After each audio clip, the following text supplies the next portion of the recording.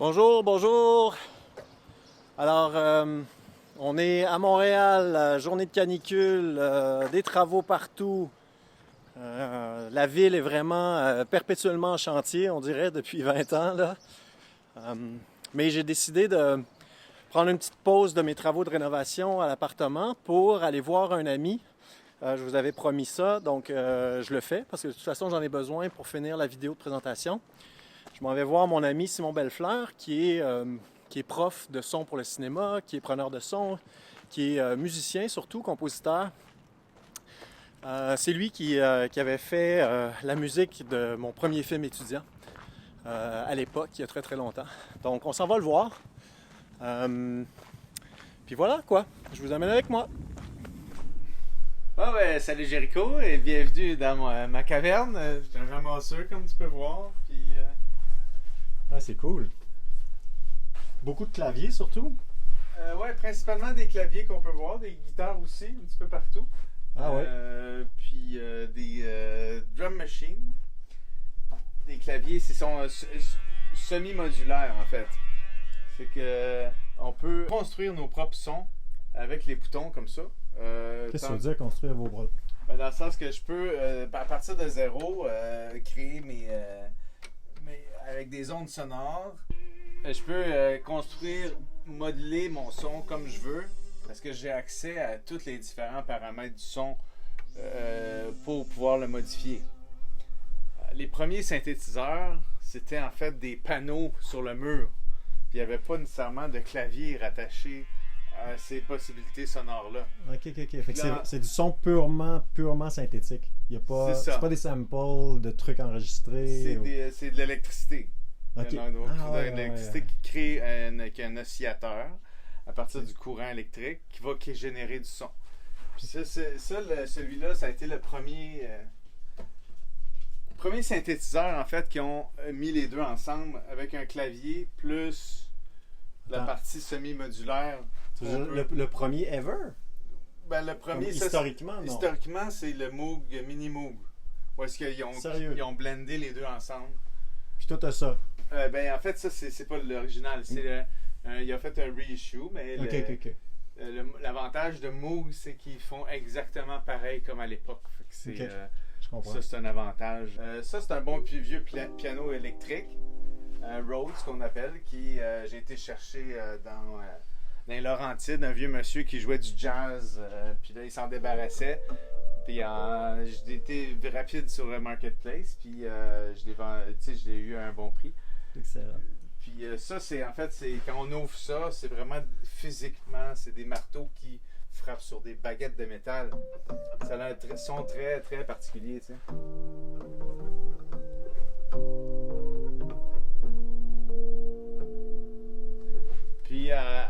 Puis un effet de la pandémie, c'est que tous ces claviers-là, qui ont une certaine... qui sont recherchés, ben là, les gens, il y avait beaucoup plus de temps dans les studios.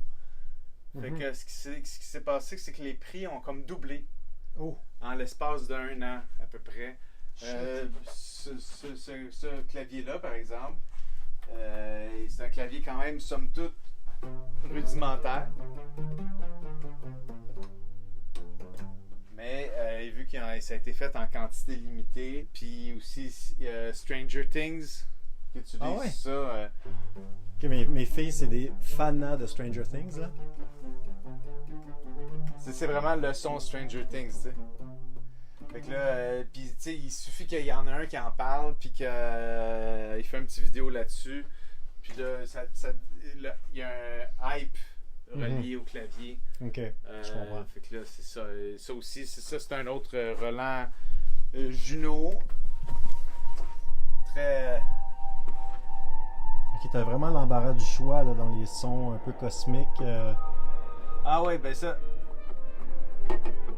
Le problème, c'est que des fois, quand je compose pour des vidéos et tout ça, j'utilise très peu ces synthés-là parce que c'est comme j'ai la palette pour faire des soundtracks années 80. Je pourrais faire juste des films le reste de mes jours des années 80, puis je serais bien content, mais dans le monde actuel, c'est pas nécessairement ça qu'on... Il y a une grosse bête là, qui vient d'arriver. Ok, je vais juste essayer de nous mettre les deux dans le cadre 2 secondes. Donc, comme je disais tout à l'heure, nous, on s'est rencontrés quand, en fait, je terminais mon bac en cinéma. Je faisais un court-métrage. Et je voulais une musique éclectique. C'était Beck O'Delay qui était comme très populaire à l'époque. Puis c'était ma source d'inspiration principale, qui est un album, pour ceux qui le connaissent, vraiment hétéroclite. Puis j'étais passé devant un studio où Simon travaillait à l'UQAM. T'es en train de gosser. Il faisait la musique d'un des autres films de la classe. Puis on a cliqué direct. Puis là, j'étais comme, ok, il faut vraiment que tu fasses la musique de mon film, ça n'a pas de sens. Ah oui, puis on avait aussi un système Pro Tools à l'époque qui était le seul, c'était flambant neuf. Oui, c'est vrai. Les premiers à inaugurer ça. On était high-tech. Fait que, on est ici aussi pour chercher une musique pour notre vidéo d'ouverture, de présentation. Donc on va s'y mettre, peut-être écouter 2-3 trucs, puis continuer de parler de musique là. Ah oui, allons-y. Fait que c'est ça, là j'ai pas l'image de la petite vidéo, mais en gros c'est 3 minutes de Nastia qui marche dans les ruelles, qui nous parle à la caméra, moi qui marche ailleurs. Fait qu'on alterne comme ça. C'est assez souriant là quand même là, comme. C'est la vidéo qui présente votre projet. Ouais, c'est comme qui l'explique là. C'est comme un teaser. Exactement. C'est le pitch compact. Où est-ce qu'on explique, OK, on veut faire un projet de cinéma participatif. On parle brièvement du thème. T'sais, c'est vraiment juste en très compact. Bon, ben on peut commencer à écouter certaines affaires. Mon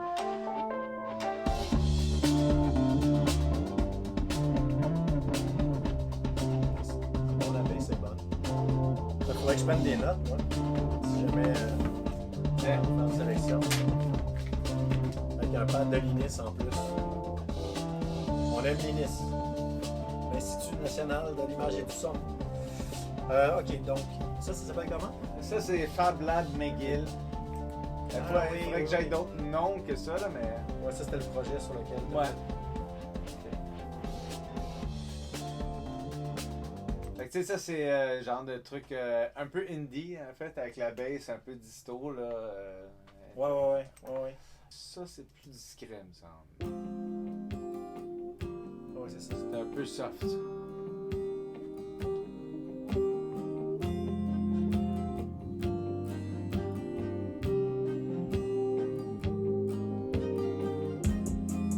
C'est quand même bien. Non, j'aime bien ça. Ouais, c'est pas... Ça, c'est Fab Lab quoi encore? Fab Lab Sherry. C'est pour la présidente de Fab Lab, là.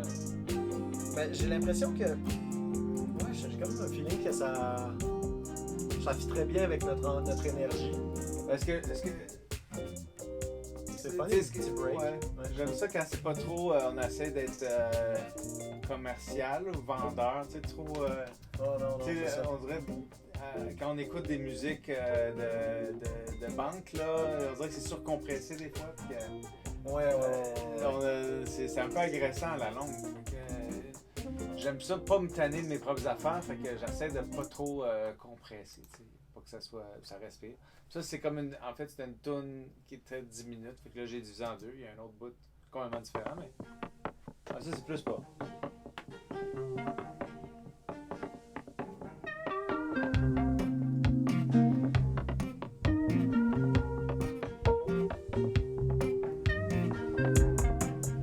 C'est le même genre, mais c'est comme une sous-version, là. Fait que, tu sais, si jamais c'est ça, ça pourrait être un autre petit bout. Okay. Fait que moi, le premier, c'était comme Sherry 01. Ouais, là, c'est Sherry 2. OK. Moi, je te dis déjà, Sherry 1, je l'aime bien. Si t'as d'autres choses qui pourraient être intéressantes. Ben écoute, allons-y pour... Ouais, le petit côté un petit peu plus Americana. Ouais, c'est plus à...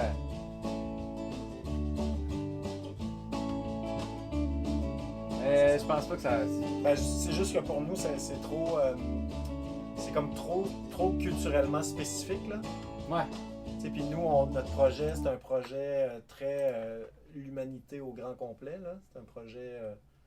le Zeitgeist, c'est vraiment... C'est le Zeitgeist, pas juste au Québec, pas juste en Amérique, c'est le Zeitgeist de partout dans le monde. Côté universel. Ouais, exact. Ouais. Ça, c'est... Je pense que celle-là est quand même moderne. On va écouter.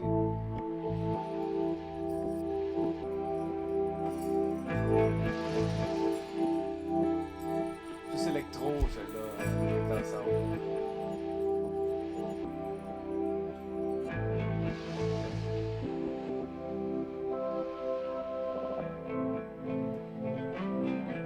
Mais c'est moody un peu. Ouais.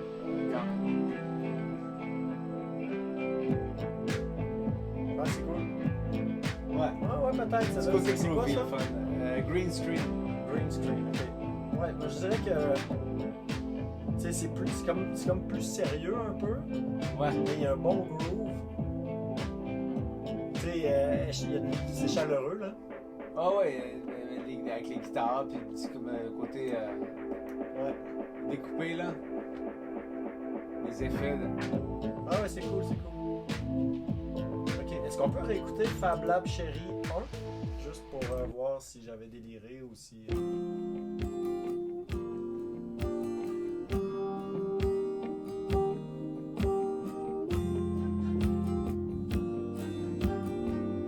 L'avantage de ça, c'est qu'il y a la place pour la voix. La voix passe là-dedans, tu sais, assez bien. Ouais, exact. Tu peux garder la musique forte, la voix forte aussi. C'est pas en compétition. Exact. Ouais.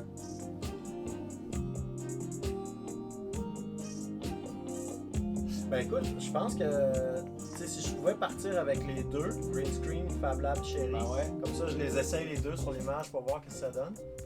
Puis on aura la surprise de voir lequel sera retenu Ben ouais. quand la vidéo sera en ligne. Là. La petite dernière pour la lock, origami. Ça c'est plus. Je m'en souviens pas.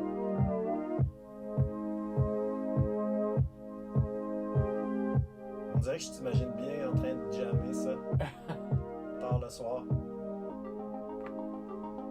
Ça me semble ce genre d'affaire que tu peux vraiment partir sur. Ah ouais, ça c'est clair. On oublie les pieds, ils lèvent, puis on n'a plus peur de contact avec la réalité un peu. Là. Ah ouais, c'est cool.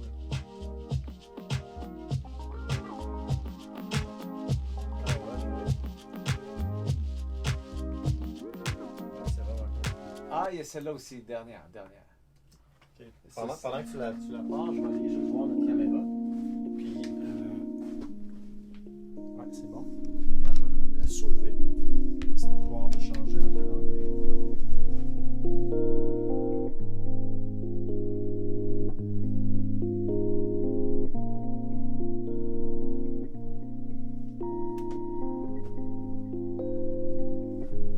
Ça commence très doucement, là. Il me semble que ça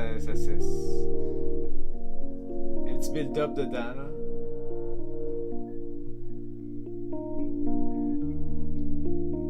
Avec un petit peu de guitare atmosphérique. Tu vois, les pédales sont là en dessous, bien cachées. C'est les pédales qui te permettent de faire des ambiances. Ah, puis ça, c'est un truc pour dépoussiérer. Ok.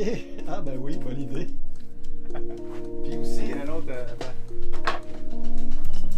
Une combinaison des deux, puisque ça aussi, c'est pour le maquillage, en fait.